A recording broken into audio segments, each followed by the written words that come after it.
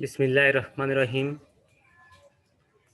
জাতীয় বিশ্ববিদ্যালয় অধিভুক্ত সরকারি কলেজ সমূহের জন্য অনার্স তৃতীয় বর্ষে নির্ধারিত সিলেবাস থেকে লার্ন বাই কেমিস্ট্রি ক্লাসে সকলকে স্বাগত জানাচ্ছি। আমরা বরাবরের মতো আজ ক্লাস শুরু করতে যাচ্ছি। সবাইকে ক্লাসে যোগদানের আহ্বান রেখে আমরা ক্লাস শুরু করতে যাচ্ছি।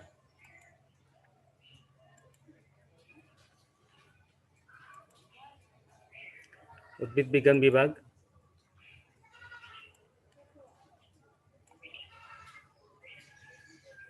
সুস্বাগতম সবাইকে।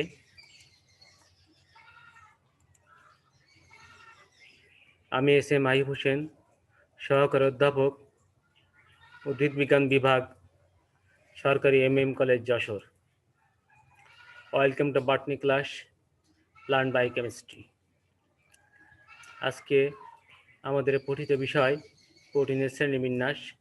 আমরা পূর্বের ক্লাসে প্রোটিনের সাধারণ বিবরণ আমরা আলোচনা করেছিলাম। সেখানে প্রোটিনের গঠন, এর প্রাথমিক ধারণা, প্রোটিন গঠনকারী অ্যামিনো অ্যাসিড ইত্যাদি সেখানে আলোচনা করেছিলাম। আজকে আমরা প্রোটিনের শ্রেণীবিন্যাস সম্পর্কে আলোচনা করব। প্রোটিনের শ্রেণীবিন্যাস বিভিন্নভাবে ভাগ করা যায়। তার মধ্যে প্রথমত আমরা জৈবিক কার্যাবলীর ভিত্তিতে ভাগ করতে পারি। নাম্বার 1, গাঠনিক প্রোটিন, যেমন কেরাটিন, কোলাজেন, ফাইব্রাইন, স্ক্লেরোপ্রোটিন, কন্ডিন ইত্যাদি।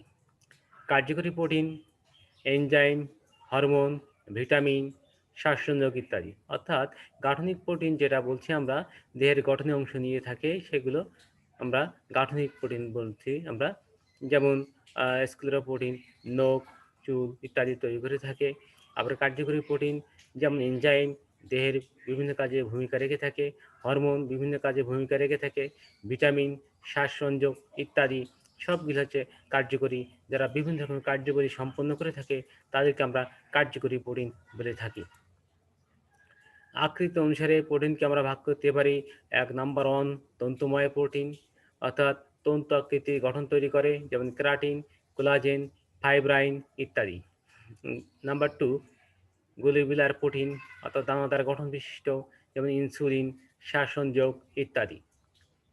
নাম্বার 3 বা গ, গুণগত বৈশিষ্ট্য উপর ভিত্তি করে আমরা প্রোটিনকে ভাগ করতে পারি। প্রথম শ্রেণীর প্রোটিন মাছ, মাংস, দুধ, সয়াবিন, বাদাম ইত্যাদি হচ্ছে প্রথম শ্রেণীর প্রোটিন। এবং দ্বিতীয় শ্রেণীর প্রোটিন প্রায় সকল উদ্ভিদ প্রোটিন। উপরের প্রোটিনগুলো বাদ দিলে বাকি যেগুলো পাই আমরা, অর্থাৎ সকল প্রকার মসুরির ডাল, সকল প্রকার ডাল, সিমের বীজ, বরবটির বীজ ইত্যাদি থেকে আমরা যে সকল প্রোটিন পেয়ে থাকি। এছাড়াও আরও অন্য উদ্ভিদ থেকে আমরা প্রোটিন পেয়ে থাকি। যে প্রোটিনগুলো পাই সবগুলো হচ্ছে দ্বিতীয় শ্রেণীর প্রোটিন। আমাদের প্রশ্ন হচ্ছে, এখানে প্রথম শ্রেণীর প্রোটিন কেন বললাম, দ্বিতীয় শ্রেণীর প্রোটিন কেন বললাম? কারণ হচ্ছে মাছ, মাংস, দুধ, ডিম থেকে আমরা যে প্রোটিনগুলো পেয়ে থাকি, এখান থেকে সেই প্রোটিন পরিপাক হয়ে আমাদের দেহে অ্যামিনো অ্যাসিড তৈরি হয়। যে অ্যামিনো অ্যাসিডগুলো আমরা আমাদের দেহ তৈরি করতে পারে না, অর্থাৎ অত্যাবশ্যক অ্যামিনো অ্যাসিডের সেগুলো আমরা এই চাহিদাগুলো আমরা এই প্রোটিন থেকে পেয়ে থাকি। কিন্তু দ্বিতীয় শ্রেণীর প্রোটিন থেকে সেই সকল চাহিদা আমাদের মেটাতে পারে না। তাই এইগুলোকে আমরা দ্বিতীয় শ্রেণীর প্রোটিন বলছি।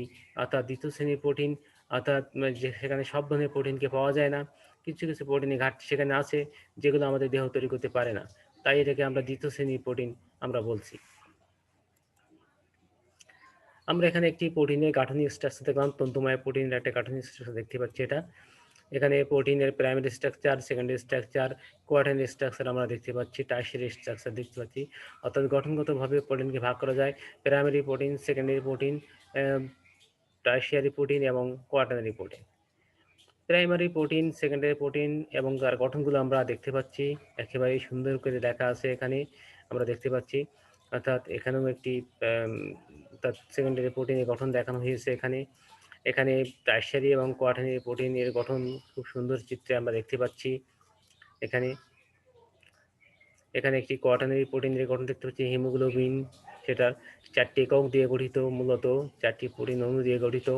এখানে আলফা চেন, বিটা চেন এবং আরএন অংশ আছে, 2টি অংশ এখানে দেখতে পাচ্ছি, 4টি ভিন্ন কালারে এখানে দেখানো হয়েছে যে অর্থাৎ হিমোগ্লোবিন প্রোটিনটি।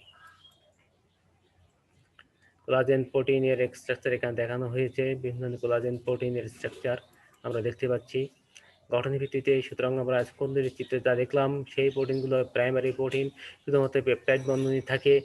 সেকেন্ডারি প্রোটিন যেখানে পেপটাইড বন্ধনী হাইড্রোজেন বন্ধনী থাকবে। টারশিয়ারি প্রোটিন যেখানে পেপটাইড হাইড্রোজেন বন্ধনী আয়নিক বন্ধনী হাইড্রোফোবিক ক্রিয়া ইত্যাদি থাকবে। অর্থাৎ ভ্যান্ডার ওয়ালাস ফোর্স ডাইসাইডের বন্ধনী থাকতে পারে। কোয়াটারি প্রোটিন যেটা আছে সেখানে সব বন্ধনী সহ অর্থাৎ ডাইসালফাইড বন্ধনী সহ সকল বন্ধনী এখানে থাকে। এখন ব্যাপার হচ্ছে primary protein, secondary protein, tertiary protein এবং কোয়াটারি প্রোটিন মধ্যে পার্থক্যটা কোথায় মূলত আমি একটি উদাহরণ দিয়ে বুঝাবো। সেটা হচ্ছে যে আমরা আমাদের সমাজের কুমোর সম্প্রদায় যারা লোক আছে তারা হাঁড়ি পাতিল তৈরি করে থাকে মাটি দিয়ে। এই মাটি দিয়ে হাঁড়ি পাতিল তৈরি করলে যে কাদা দিয়ে তখন তৈরি করা হয়, কিন্তু একে যদি আগুনে না পোড়ানো হয় তার যে অবস্থা থাকে ঠিক তদ্রূপ অবস্থা যে প্রাইমারি প্রোটিনের। অর্থাৎ যখন প্রোটিন তৈরি হয়ে গেল রাইবোজোমে অর্থাৎ প্রোটিন তৈরির কারখানায়, তখন যে প্রোটিনটা তৈরি হলো সেটা হচ্ছে প্রাইমারি প্রোটিন। সেটাকে যদি অর্থাৎ রূপান্তরিত না হয়, অর্থাৎ বিভিন্ন বন্ধন দ্বারা যদি সেটাকে আটকানো না যায়, তাহলে সেটাকে প্রাইমারি প্রোটিন থেকে যাবে। ওই প্রাইমারি প্রোটিন যদি কখনোভাবে মডিফাই হয়ে সেকেন্ডারি বা টারশিয়ারি বা কোয়াটারি প্রোটিনে রূপান্তরিত না হতে পারে, তাহলে ওই প্রোটিনটি দেহের কোনো কাজে লাগে না, দেহ থেকে নষ্ট হয়ে যায়। সুতরাং প্রাইমারি প্রোটিন হলে মূলত প্রথম দিকে তৈরি হয় এবং এই প্রোটিন দেহের তেমন কোনো কাজে আসে না। এই প্রোটিন মূলত বিভিন্ন বন্ধনী দ্বারা আবদ্ধ হয়ে তারা অর্থাৎ স্ট্রাকচার গতভাবে চেঞ্জ হয়ে সেকেন্ডারি প্রোটিন তৈরি করে, যেখানে শুধুমাত্র পেপটাইড বন্ধনী হাইড্রোজেন বন্ধনী থাকে। এরপরে সেটা মূলত টারশিয়ারি প্রোটিনে রূপান্তরিত হয়। সেখানে আরও অনেক বন্ধনী, আয়নিক বন্ধনী, হাইড্রোফোবিক ক্রিয়া, ভ্যান ডার ওয়ালাস বন্ধনী এবং ডাইসালফাইড বন্ধনী দ্বারা আবদ্ধ হয়। এবং এই ডাইসালফাইড বন্ধনী আবদ্ধ হওয়ার পরে এটি তখন কার্যকরী হয়ে যায় এবং তখন দেহের বিভিন্ন কাজে লাগে। কখনো কখনো দেখতে পাই আমরা প্রোটিনে একটি অণু এককভাবে কোনো কাজ করতে পারে না, তখন সেই অণুগুলো একত্রে এক বা একাধিক অণু একত্রে একই প্রকারে বা অথবা ভিন্ন প্রকারে হতে পারে এবং তারা একত্রে সংযুক্ত হয়ে যে প্রোটিন অণু গঠন করে সেটাকে আমরা কোয়াটারনারি প্রোটিন মূলত। এবং এই কোয়াটারনারি প্রোটিন দেহের বিভিন্ন কাজে জৈবিক কাজে অংশগ্রহণ করতে পারে। নেক্সট নাম্বার আমরা দাগ বলছি আমরা, অর্থাৎ ভৌত রাসায়নিক গুণাবলী ও দ্রবণীয়তার উপর ভিত্তি করে প্রোটিনকে আমরা ভাগ করতে পারি। নাম্বার 1 হচ্ছে সরল প্রোটিন। প্রোটিন বলছে যেমন অ্যালবুমিন অর্থাৎ পানিতে দ্রবণীয়, যব ও বার্লির অ্যামাইলেস, গমের লিউকোসিন, সিমের বীজ, মাংসপেশি অ্যালবুমিন প্রোটিন, এগুলো হচ্ছে আমাদের albumin protein. Number 2 globulin protein, লঘু লবণ দ্রবণে দ্রবীভূত হয়। কুসুম, ডিমের কুসুম, রক্তরস অর্থাৎ সিরাম, রক্ত সিরাম যেটা বলি থেকে আমরা। মাংসপেশি, আলুর টিউবেরিন, চীনাবাদামের এরাচিন, মটরের বীজের লিগুমিন, এগুলো হচ্ছে গ্লোবিউলিন প্রোটিনের উদাহরণ। গ্লুটেলিন অর্থাৎ লঘু অ্যাসিড অথবা খাদ্য দ্রবণীয়, গমের গ্লুটেলিন, চালের অরাইজেনিন ইত্যাদি, এগুলো হচ্ছে গ্লুটেলিন প্রোটিনের উদাহরণ।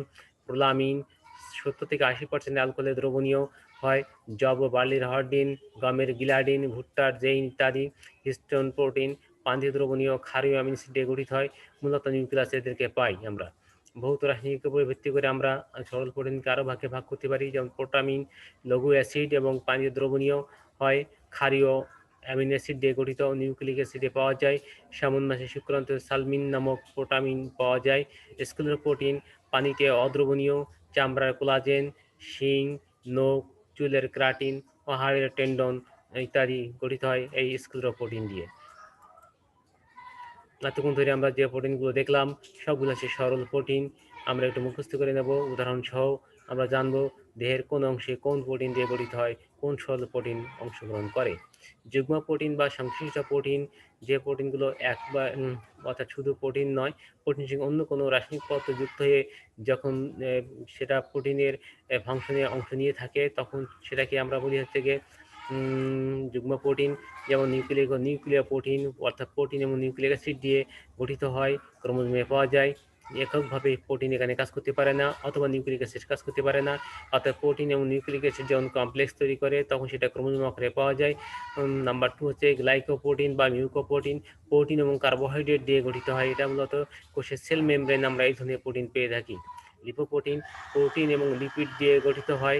কোষের বিভিন্ন অঙ্গাণু মেমব্রেনে এই লিপোপ্রোটিন পাওয়া যায় মূলত। অর্থাৎ বিভিন্ন অঙ্গাণু মেমব্রেন বা সেল মেমব্রেন লিপোপ্রোটিন দিয়ে তৈরি হয়।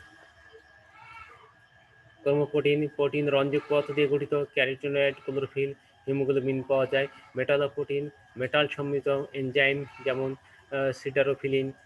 ফসফোপ্রোটিন প্রোটিন যখন প্রোস্টিক গ্রুপ হিসাবে ফসফরিক অ্যাসিড যুক্ত থাকে তখন সেটাকে আমরা ফসফোপ্রোটিন বলে থাকি। যেমন দুধের ক্যাসিনোজেন, ডিমের ভাইটেলিন, এই ধরনের প্রোটিনগুলো হচ্ছে ফসফোপ্রোটিন। ফ্লাভোপ্রোটিন এ ধরনের প্রোটিনগুলোকে ফ্লাভিন যৌগ তথা ডিএনএর সাথে এরা যুক্ত অবস্থা থাকতে পারে, আরএনএর সাথে যুক্ত অবস্থা থাকতে পারে। লৌহ পরফাইরিন প্রোটিন এ ধরনের প্রোটিন অর্থাৎ লৌহ পরফাইরিন যৌগে সাইটোক্রোমের সাথে যুক্ত অবস্থায় থাকে মূলত।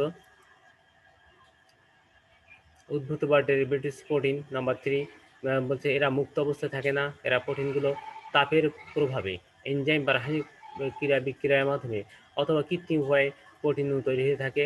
যেমন নাম্বার হচ্ছে গিয়ে লৌহ পরফাইরিন প্রোটিন। এ ধরনের প্রোটিনে আয়রন পরফাইরিন যৌগ তথা সাইটোক্রোমের সাথে এরা যুক্ত অবস্থায় থাকে। এই ছিল আমাদের মূলত প্রোটিনের শ্রেণীবিন্যাস। আমরা এতক্ষণ ধরে যা দেখলাম মূলত প্রোটিনের সামগ্রিক শ্রেণীবিন্যাস সম্পর্কে আমরা আলোচনা করলাম। আমরা সকলে স্লাইডটি বারবার দেখব এবং এইগুলো মুখস্থ করে রাখবো। পরীক্ষায় বিভিন্নভাবে সংক্ষিপ্ত আকারে অথবা প্রশ্নমূলক প্রশ্ন আকারে পরীক্ষায় এসে থাকে এগুলো। এবং সকলকে ধন্যবাদ জানিয়ে আজকের মতো আমি সকলকে ধন্যবাদ জানিয়ে ক্লাস শেষ করতে যাচ্ছি। আল্লাহ হাফিজ।